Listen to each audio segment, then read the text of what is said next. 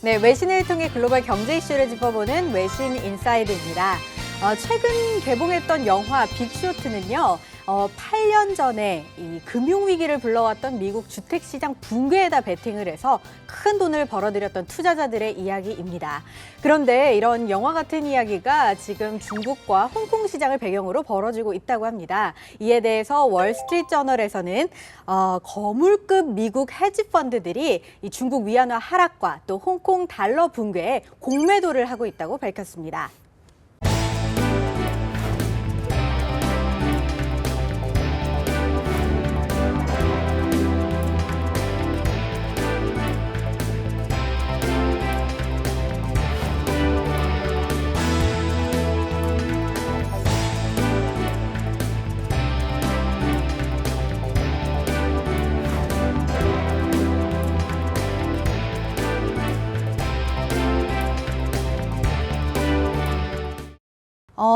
참, 이 영화 보신 분들도 있고 또 안 보신 분들도 있을 것 같은데요. 이 영어로 숏스탁 셀링이어서 빅쇼트라고 이름을 붙였습니다. 이 공매도에 대한 이야기인데 공매도에 대해서 좀 설명해 주시면 안 될까요?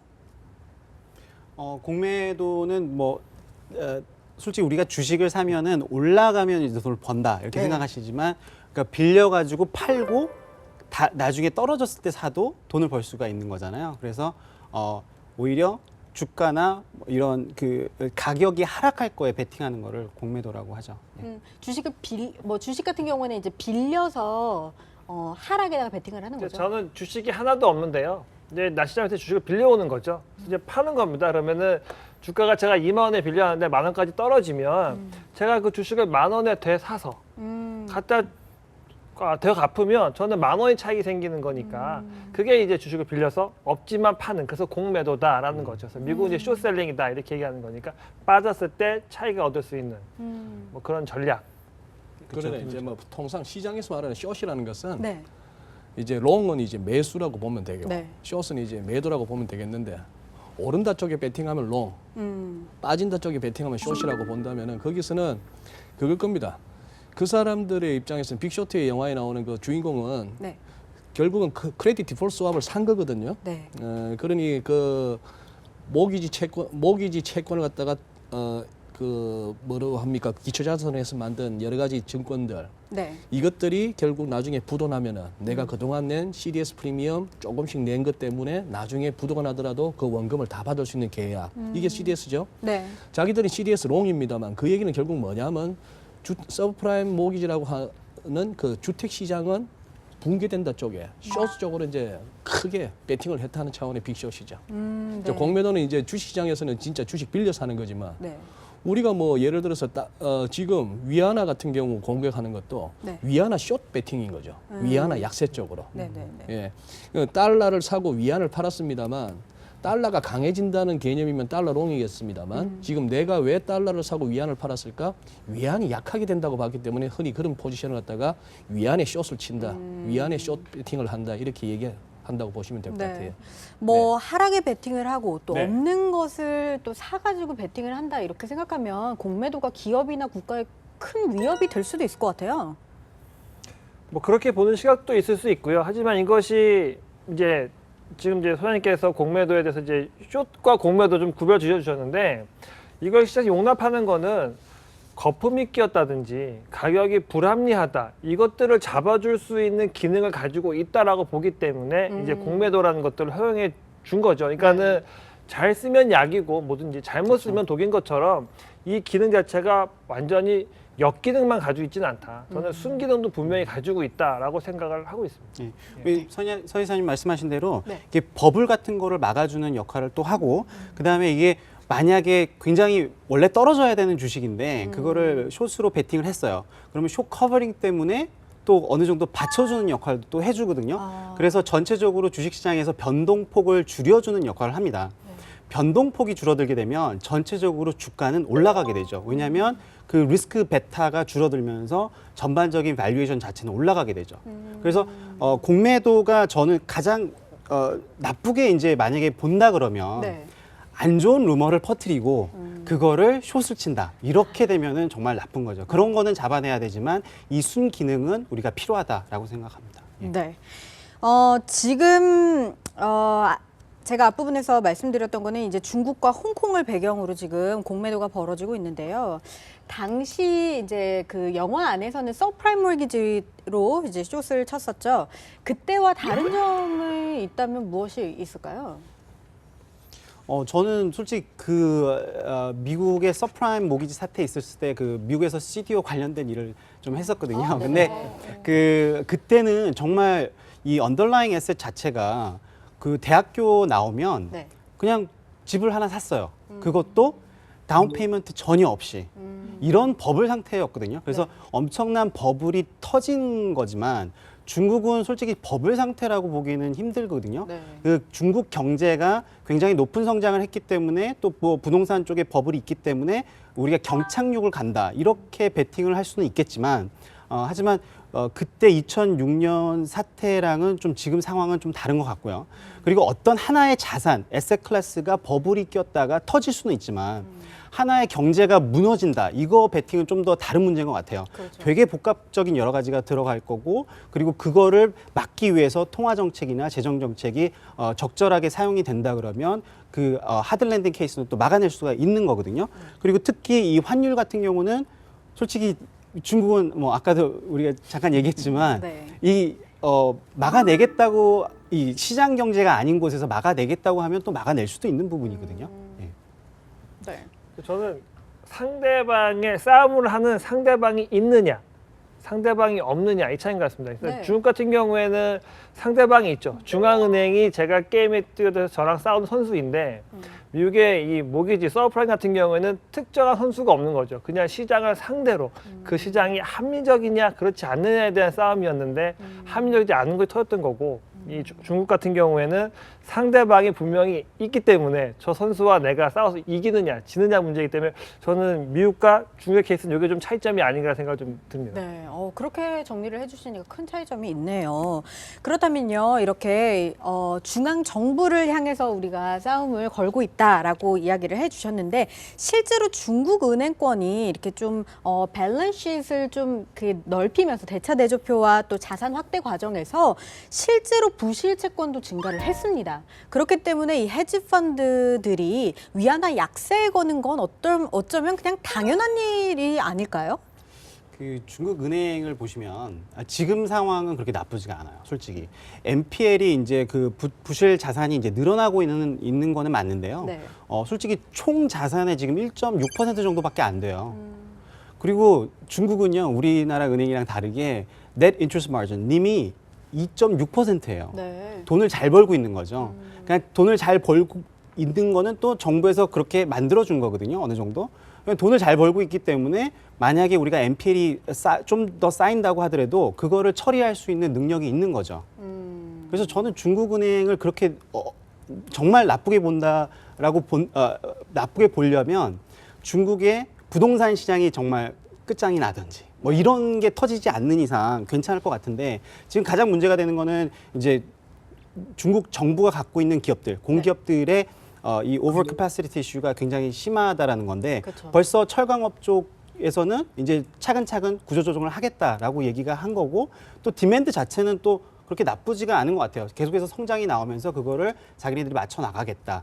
저는 솔직히 아직까지도 은행을 포함해서 파우시 툴이 많기 때문에 네. 그렇게 터지는 일은 없을 것 같아요. 그렇죠. 예. 뭐 그렇게 볼 수도 있습니다. 또 혹시나 또 반대되는 의견 있으신가요? 중국의 뭐 크레딧 쪽에서의 어떤 법을 이거는 진짜 장님 코끼리 만지기입니다. 네. 일단 제대로 된 통계치나 이런 걸 우리가 접할 수가 없고, 예. 워낙에 또 중국에 대한 전문가들도 또 다르죠. 중국을 갖다 이렇게 굉장히 애정 있게 바라보시는 분들의 어떤 중국에 대한 뷰, 네. 그리고 중국을 좀 이렇게 허접하게 본다 할까요? 좀 불안불안하게 보는 그런 쪽의 뷰는 또 극명하게 갈리죠. 네. 근데 뭐 예를 들어 이렇습니다. 그 1대1로 그 사업으로 인해서 앞으로도 한번 대대적으로 한번 깔아버리겠다. 네. 뭐 옛날 실크로드가 됐건 바다 쪽이 되었건 네네네. 소위 말하는 인프라 투자죠. 네. 그러면 당장 뭐 일자리는 생길 수도 있고 뭔가 이제 재정으로 뭔가 그 경제 성장률도 끌어올리고는 네. 할 수는 있겠습니다만 네. 그게 지금 과연 뭔가 그런 부분들의 부족 때문에 생긴 어떤 글로벌 디플레이션이며 불황이냐라고 봤을 때 지금은 누구나 다 인정하듯이 너무 많아서 문제거든요. 생산 설비도 너무 많아서 그렇고 기름도 저장할 데가 없을 만큼 너무 많아서 그렇고 뭐 철광석도 구리도 온통 중국 천지 재고고 이런 상황에서 지금 때려 없애야 된단 말입니다. 과거 우리 세계사적으로 봤을 때 늘 그걸 갖다가 해결할 수 있었던 게 전쟁이었는데 네. 2008년 금융위기 터지니까 대뜸 아무것도 한 것 없는 취임한 지 얼마 되지도 않는 오바마 대통령한테 2009년에 노벨 평화상을 줬습니다. 오바마 대통령도 본인도 뻘쭘해했고요. 내가 왜 받지 했는데 그래도 뭐 겸허히 받았다고 합니다만 그리고 2012년이었나요? 2011년에 유로존 재정위기 터지고 나니까 2012년에는 노벨위원회에서 또 EU 유럽연합에 대해서 또 노벨 평화상을 줬습니다. 네네. 저는 그거 굉장히 시사하는 바가 크다고 보거든요. 우리 옛날 버릇 못 버리고 우리가 어릴 때 세계사 시간에 배웠던 그 속성 그대로였다면은 네. 2008년 금융위기 이후에 2011년 유럽 재정위기 이후에 늘 옛날 하던 식으로 방식으로 해결하자고 들었더라면 국지전이 되었건 세계 대전이 되었건 뭔가 터졌을 겁니다. 네. 그래도 평화상 2번 그쪽 저쪽 주는 바람에 전쟁 없이 이까지 오니까 이렇게 힘이 드네요. 한 방에 해결할 것 같다. 세계적으로 이렇게 포괄적으로 이야기를 해주시네요. 얼걸거리면서 가는 거죠. 아, 네. 거기에 이제 중국도 편향이 되어 예, 있다. 그렇습니다. 기사 안에서는요, 중국 정부가 충분히 방어할 수 있는 기재들이 많다. 그리고 뭐 한 번 시도를 했었는데, 예를 들어서 이 단기 차입 금리가 66%로 치솟았을 때, 이 지방 정부가 홍콩 달러를 많이 사들였기 때문에 이제 더 이상 숏 포지션을 유지하기가 어려웠다. 이 얘기를 하면서요, 중국 정부 방어를 할 수 있을까라는 문제에서는 뭐 할 수도 있을 것이다 이렇게 봤습니다. 각자 어떻게 생각하시는지 한번 들어보고 싶은데요.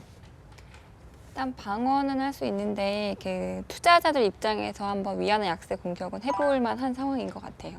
그러니까 달러 강세를 거의 반영하지 못했다는 거, 너무 고평가 상태라는 게 사실은 제일 큰 배경이 될 수 있을 것 같고요. 뭐 네.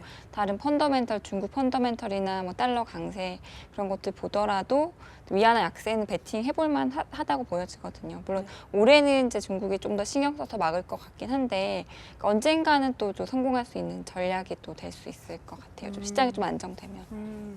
그럼 뭐 헤이몬드 사처럼 앞으로 3년 안에 계속 하락할 것으로 이렇게 보시나요? 예, 어쨌든 미국 금리 올리는 그런 기조고 또 뭐 중국 펀더멘털도 그렇게 좋진 않고 아까 말씀드렸듯이 반영하지 못한 강달러를 어쨌든 간에 반영을 해야 되기 때문에 일단은 약세 압력은 좀 이어질 것 같습니다. 헤지펀드다 헤지펀드지만 이렇게 한번 생각해 보시죠. 중국의 부자들, 네. 중국의 진짜 부자들은 우리나라 부자들하고 또 이 클래스가 다르지 않습니까? 그렇죠. 그리고 진짜 부자다, 정말 돈 많다 할 정도를 갖다가 중국의 한 1%만 잡으면 어떻게 됩니까? 13억의 1%면은 1,300만인가요? 예, 뭐 그 정도 됩니다. 그러면 뭐 0.1%만 해도 130만원이네요. 네. 그 사람들이 갖고 있는 돈은 엄청날 텐데 그 사람들한테 이제 물어보고 싶은 거죠.